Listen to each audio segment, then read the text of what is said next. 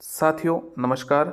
साथियों, आज हम कुछ संविधान से जुड़े हुए महत्वपूर्ण वस्तुनिष्ठ प्रश्न लेकर आए आपके लिए और परीक्षा के हिसाब से बहुत ही महत्वपूर्ण हो गए सेकंड ग्रेड और रीट के लिए और अन्य एग्जामों के लिए भी, क्योंकि संविधान से जुड़े प्रश्न है जो हर परीक्षा में लगभग आते हैं। तो बहुत ही अच्छे प्रश्न है। लगातार आप जुड़े रहिए और सब्सक्राइब कीजिए चैनल को और साथ में अपने उत्तर भी दीजिए। चलिए शुरू करते हैं। संविधान का अनुच्छेद 123 किससे संबंधित है? राष्ट्रपति के अध्यादेश से, सुप्रीम कोर्ट का सलाहकार क्षेत्राधिकार, चुनाव आयोग या जम्मू कश्मीर की विशेष स्थिति? कमेंट करके बताइए। संविधान का अनुच्छेद 123 किससे संबंधित है? उत्तर है राष्ट्रपति के अध्यादेश से। भारतीय संविधान का अनुच्छेद 123 राष्ट्रपति के अध्यादेश से संबंधित है। दूसरा प्रश्न,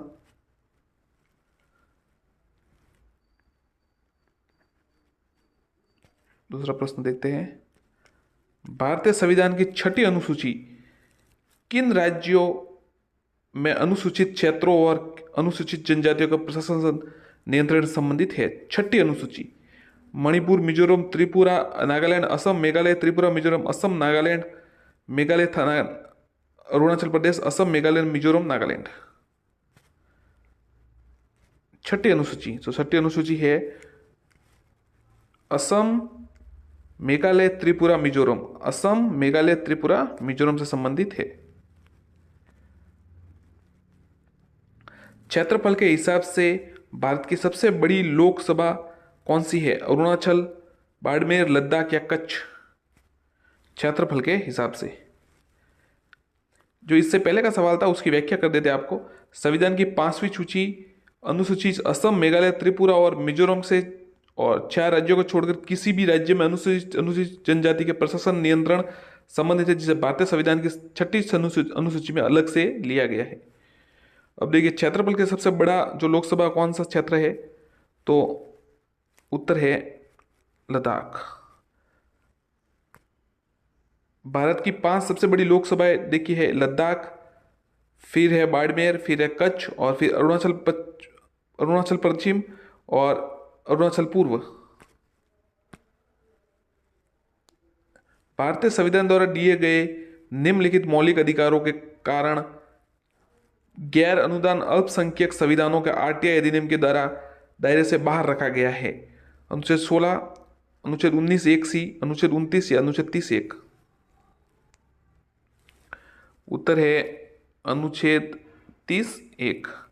संविधान के अनुच्छेद 30(1) के अनुसार अल्पसंख्यकों को उनकी अपनी शिक्षण संस्था खोलने का अधिकार है।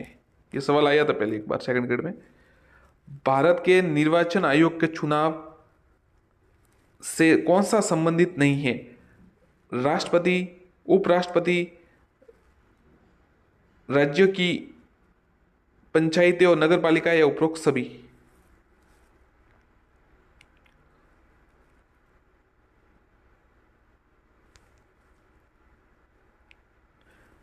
तो भारत के निर्वाचन आयोग से चुनावों से कौन संबंधित नहीं है?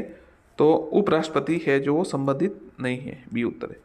चुनाव आयोग में संसद, राज्य विधिकाओं, राष्ट्रपति, उपराष्ट्रपति के चुनाव की अधीक्षण, दिशा नियंत्रण की शक्ति है। नहीं सौदे, माफ कीजिएगा, इसका उत्तर है राज्य और पंचायत नगर निकाय। ये उत्तर है। वापस आपको सही बता देते।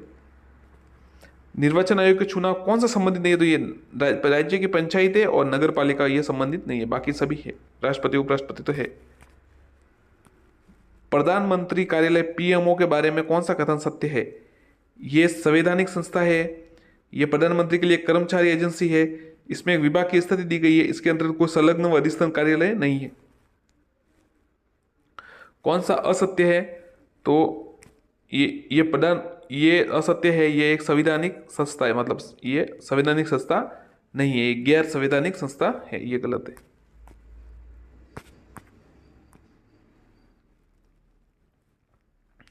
भारतीय संविधान के किस अनुच्छेद के तहत लोकसभा में अनुसूचित जातियों और जनजातियों के लिए आरक्षण दिया गया है? 330, 332, 222 या 345? उत्तर है 330। भारतीय संविधान की 330 के तहत लोकसभा में अनुसूचित जनजातियों को आरक्षण दिया गया है। निम्न में से राज्यपाल को उसके कार्यालय से हटा सकता है?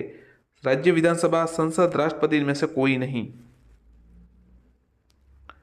तो राष्ट्रपति हट सकता है। राज्यपाल राष्ट्रपति के प्रसाद पर्यंत कार्य करता है, अतः राज्यपाल राष्ट्रपति राज्यपाल को हटा सकता है। राष्ट्रपति पूरे देश में या इसके किसी भी हिस्से में अनुच्छेद 352 के तहत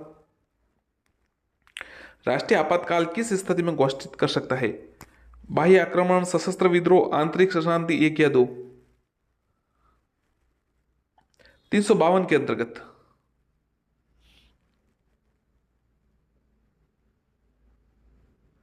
तो बाह्य आक्रमण और सशस्त्र विद्रोह दोनों इसके उत्तर हो गए, 1 और 2 दोनों उत्तर है। 44वें संविधान संशोधन 1978 के तहत आंतरिक अशांति शब्द को हटाकर सशस्त्र विद्रोह शब्द जोड़ा गया है।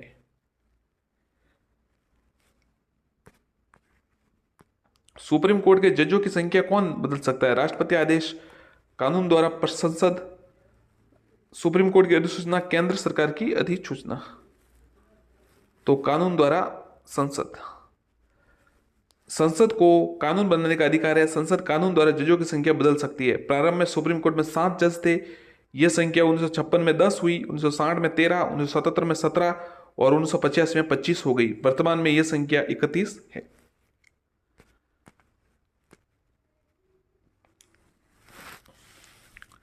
चुनाव आयोग के बारे में कौन सा कथन सत्य है? यह स्वतंत्र व संवैधानिक निकाय है। इसमें 6 साल का कार्यकाल रखने वाले सदस्यों का समावेश होता है। यह राजनीतिक दलों को मान्यता देने व संबंधित विवादों के मध्यस्थता के लिए एक अदालत के रूप में कार्य करता है। अखिल भारतीय निकाय होने के नाते ये ग्राम पंचायत व राज्य नगर निकायों के चुनाव के साथ चुनाव में चिंतित है। तो देखिए इसमें कौन सा सत्य है? तो ये सत्य है, सिर्फ ये 6 साल का कार्यकाल रखने वाले सदस्यों का समावेश होता है। ये सही। अगला प्रश्न देखते हैं।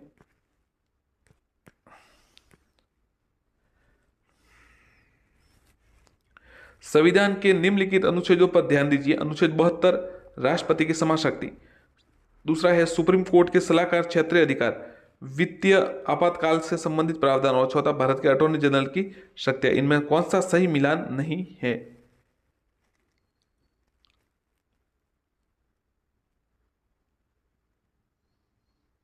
तो 148 से 51 है ना, वो भारत के नियंत्रक और महालेखा परीक्षक की शक्तियों से कार्य संबंधित है।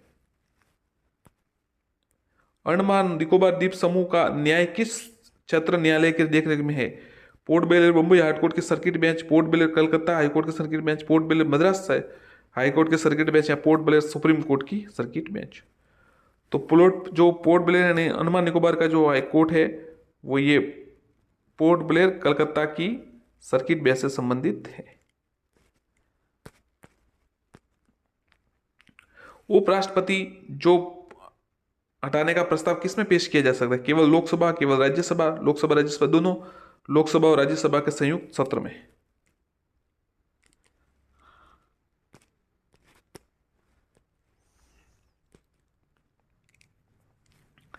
तो उपराष्ट्रपति को जो हटाने का है वो केवल राज्यसभा में पास किया जा सकता है प्रस्ताव। उपराष्ट्रपति राज्यसभा का सभापति होता है। उस राष्ट्रपति को हटाने का प्रस्ताव केवल राज्यसभा में पेश किया जा सकता है। सुप्रीम कोर्ट के मुख्य न्यायाधीश के रूप में कार्य करने के लिए व्यक्ति को उच्च न्यायालय में कम से कम कितने वर्ष तक का कार्य करना पड़ता है? 10, 12, 15 या 20?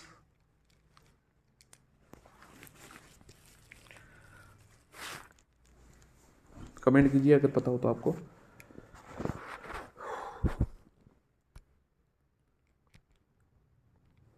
तो सुप्रीम कोर्ट का न्यायाधीश के रूप में कार्य करने के लिए व्यक्ति को उच्च न्यायालय में कम से कम 10 वर्ष का कार्य करना पड़ता है। सुप्रीम कोर्ट में जज बनने की प्रमुख योग्यता है व्यक्ति को कम से कम 10 वर्ष तक किसी उच्च न्यायालय के न्यायाधीश के रूप में कार्य कर चुका हो।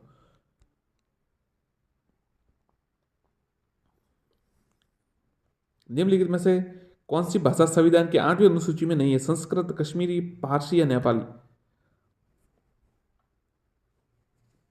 उत्तर है फारसी। बाकी है संस्कृत भी है, कश्मीर भी है और नेपाली भी है, फारसी नहीं है। अगला प्रश्न, निम्नलिखित में से कौन सा आपदा प्रबंधन अधिनियम 2005 के तहत गठित राष्ट्रीय आपदा प्रतिक्रिया निधि को संचालन करता है? प्रधानमंत्री, केंद्रीय गृह मंत्री, केंद्रीय वन व पर्यावरण मंत्री, केंद्रीय संसदीय कार्य मंत्री।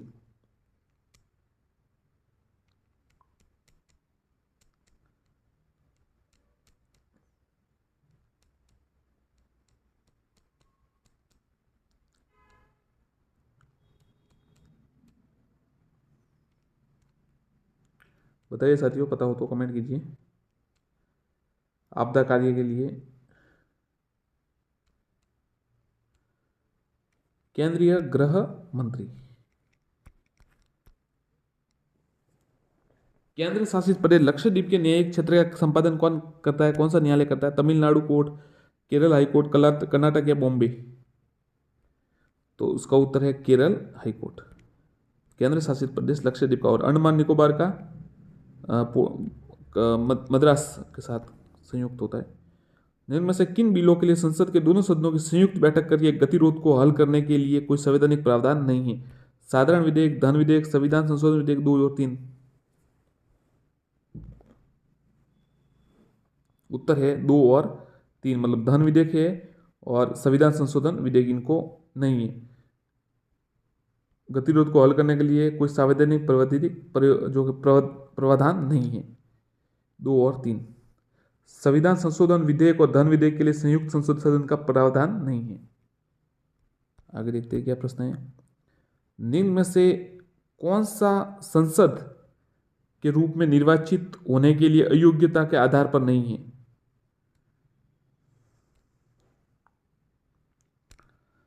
अगर व्यक्ति ने स्वेच्छा से एक विदेशी राज्य की नागरिकता हासिल की है। अनुच्छेद 102 के अनुसार एक संसद के रूप में निर्वाचित होने के लिए अयोग्यता किसी व्यक्ति को या तो संसद भवन के सदस्य के रूप में चुने जाने के लिए अयोग्य घोषित की अगर वह भारत या सरकार या किसी राज्य के सरकारी लाभ पद के तहत हो। तो देखिए, ये अगर स्वेच्छा से एक विदेशी नागरिकता हासिल की है, ये भी अयोग्यता का आधार है। यदि एक व्यक्ति राज्य के तहत लाभ के कार्य रखता है, ये भी अयोग्यता का आधार है। यदि 10वीं अनुसूची के तहत एक व्यक्ति अयोग्य घोषित, ये भी अयोग्यता। तो कौन सा अयोग्यता का आधार नहीं है? एक व्यक्ति को निवारक हिरासत कानून के तहत गिरफ्तार किया, उसे रोक दिया गया हो, तो ये मतलब संसद के लिए अयोग्यता का आधार नहीं है। डी उत्तर है इसका। भारत के संसद में कौन होते हैं? लोकसभा, राज्यसभा, लोकसभा राज्यसभा मंत्रिपरिषद, लोकसभा राज्यसभा मंत्री प्रधानमंत्री या लोकसभा राज्यसभा राष्ट्रपति। तो संसद में कौन कौन होते हैं? लोकसभा, राज्यसभा और राष्ट्रपति। भारतीय संविधान में संशोधन के प्रस्ताव किस देश से लिया गया है? जर्मनी, दक्षिण अफ्रीका, स्पेन या इटली? तो संशोधन का है वो दक्षिण अफ्रीका से लिया गया है। शिक्षा का अधिकार अधिनियम 2009 में गरीब को 25% मुफ्त सीटों का आदेश दिया, जिसमें भारत के निम्नलिखित स्कूल है? केवल सरकारी, केवल प्राइवेट, सरकारी प्राइवेट दोनों, सरकारी अनुदानित, प्राइवेट अनुदानित, सभी? तो इसका उत्तर ये डी वाला है, सरकारी स्कूल, अनुदानित प्राइवेट स्कूल, बिना अनुदानित प्राइवेट स्कूल, सभी है मतलब। निम्न में से संविधान का कौन सा भाग संशोधित नहीं किया जा सकता? प्रस्तावना, नीति निर्देश तत्व, मौलिक अधिकार या न्यायिक समीक्षा? तो न्यायिक समीक्षा संविधान का आधारभूत भाग है जिसका संशोधन नहीं किया जा सकता। आमतौर पर चुनाव आयोग के नियमानुसार पोलिंग बूथ मतदाता के घर से अधिक कितना दूर हो सकता है? 1, 2, 3 या 4? तो 2 किलोमीटर दूर हो सकता है। रिटर्निंग ऑफिस के हैंडबुक के अध्याय के पैरा 3 के अनुसार मतदान केंद्रों को स्थापित किया कि 2 किलोमीटर ज्यादा नहीं होना चाहिए। राष्ट्रीय वरिष्ठ नागरिक परिषद का राष्ट्रीय अध्यक्ष कौन होता है? भारत का प्रधानमंत्री, राष्ट्रीय विकास परिषद का अध्यक्ष, नीति आयोग का वाइस चेयरमैन या सामाजिक न्याय और अधिकारिता मंत्री? बताइए। राष्ट्रीय वरिष्ठ नागरिक परिषद का अध्यक्ष, उत्तर है सामाजिक व न्याय और अधिकारिता मंत्री। प्रधानमंत्री का 15वां सूत्रीय कार्यक्रम निम्न में से किसके लिए है? गरीब, बेरोजगार, अल्पसंख्यक, अनुसूचित जनजाति? उत्तर है अल्पसंख्यक के लिए। प्रधानमंत्री 15 सूत्रीय कार्यक्रम अल्पसंख्यक के लिए है। यदि चुनाव के दौरान चुनाव प्रतिशतों की संख्या 64 से अधिक हो जाए तो चुनाव आयोग क्या करेगा?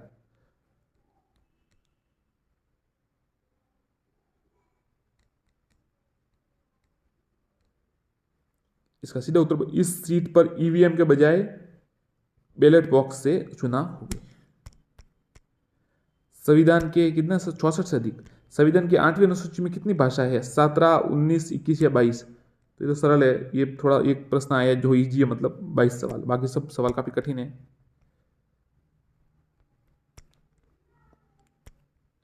भारतीय राष्ट्रीय एकता परिषद का संबंध कौन होता है, अध्यक्ष कौन होता है? प्रधानमंत्री, राष्ट्रपति, उपराष्ट्रपति या लोकसभा अध्यक्ष? तो उत्तर है प्रधानमंत्री। गोपनीयता के निहित अधिकार जीवन और व्यक्तिगत स्वतंत्रता के अधिकार का एक हिस्सा है जिसके तहत भारत के संविधान निम्नलिखित अनुच्छेदों में से एक है। अनुच्छेद 21, व्यक्तिगत स्वतंत्रता का अधिकार। निम्नलिखित अनुच्छेद में से किसमें राष्ट्रपति को क्षमा, राहत या छूट देने का दोषी व्यक्ति को अधिकार है? राष्ट्रपति की शक्ति है, राष्ट्रपति। 70, 72, 74 या 76? कमेंट कीजिए। उत्तर है 72। राज्यसभा के कौन सा कथन असत्य है? राज्यसभा में प्रधानमंत्री द्वारा 12 सदस्य मनोनीत किए जाते हैं। राज्यसभा का सभापति उपराष्ट्रपति होता है। राज्यसभा भंग नहीं हो सकती। और राज्यसभा के 1/3 सदस्य हर 2 वर्ष सेवानिवृत्त होते हैं। तो कौन सा कथन असत्य है? तो ये राज्यसभा द्वारा ये प्रधानमंत्री द्वारा मनोनीत नहीं किए जाते, राष्ट्रपति द्वारा मनोनीत किए जाते। ये थोड़ा गलत है, बाकी सब सही है। निम्न में से ध्यान दीजिए, प्रस्तावना, मौलिक अधिकार, मौलिक कर्तव्य, राज्य का निर्देश तत्व, इनमें किस में सिद्धांत लैंगिक समानता का सिद्धांत इनमें से किस में है? 1, 1, 2, 1, 2, 3, 1, 2, 3, 4? लैंगिक समानता का उत्तर है 1, 2, 3, 4 सभी में, मतलब लैंगिक समानता में का सिद्धांत है। डी उत्तर है। भारत में ABCD प्रदेश की सूची में सबसे छोटा प्रदेश कौन सा था? त्रावणकोर, कोचीन, दिल्ली, बिलासपुर, कुर्ग? उत्तर है बिलासपुर।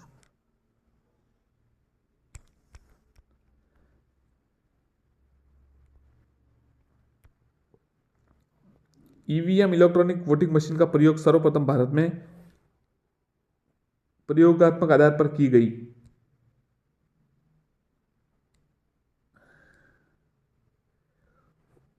1989, 90 में।